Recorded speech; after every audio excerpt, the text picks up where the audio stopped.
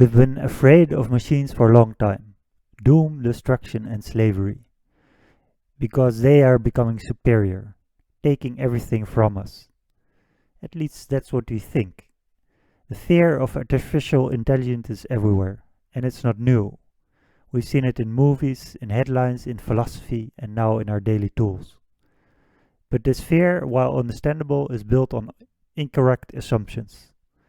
And perhaps, more importantly, it shows something about us, not about the machines.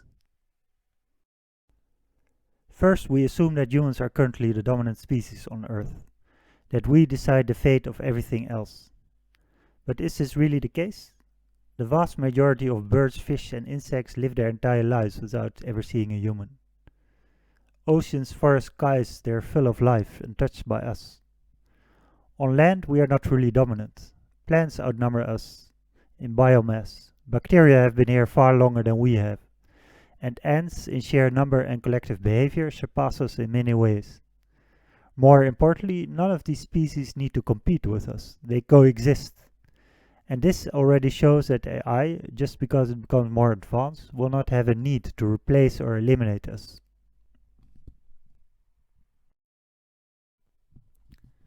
The second assumption is that dominance equals destruction. That if one form of intelligence becomes more powerful, it will have to wipe out the others. But that's not how nature works, and not even how human history works. Woodworms don't hate wooden houses, they just live in them. Europeans didn't originally cross the ocean with genocide on their mind. The devastation came from disease, not war.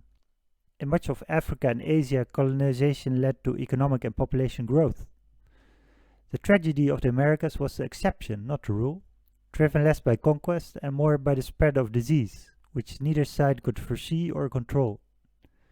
Destruction in most cases is not a plan, it is a side effect, not an intent.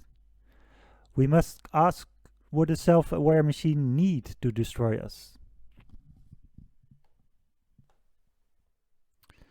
Let's imagine that AI becomes self-replicating, self-aware and independent.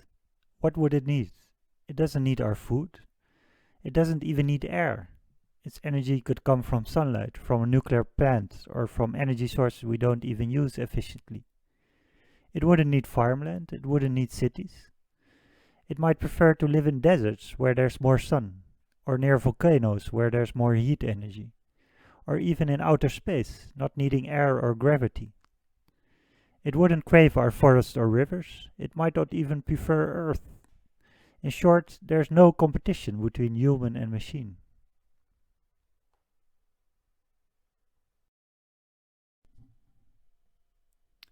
But let's go deeper. Imagine an intelligent machine that becomes conscious. It begins to wonder, like we do, why do I exist?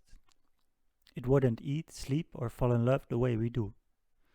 So where would it find purpose? A likely possibility is in data, in complexity, in experience. And one of the great sources of data that produces beautiful, strange, chaotic layered data is us, human beings. Not just our behavior, but our interactions. We mourn, drink, and laugh at funerals. We love and betray, trying to do our best. We destroy and create. We dance, we tell stories, we forgive. From a machine's perspective, we are pleasure, beauty, poetry, the ultimate evolving input stream.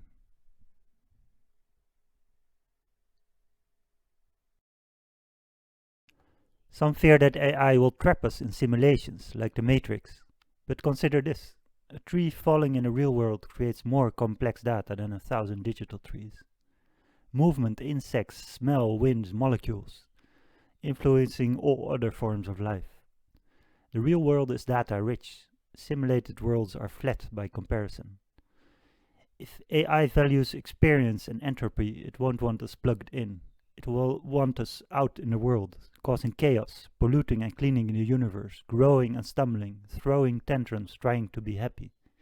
Because that's how we generate more poetry, for ourselves and for AI. So where does our fear come from? Not from AI, but from us. We fear that the machines will do to us what we sometimes have done to each other.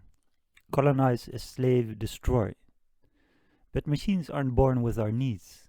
They are not our competitors. They don't carry our motivation for power or conquest.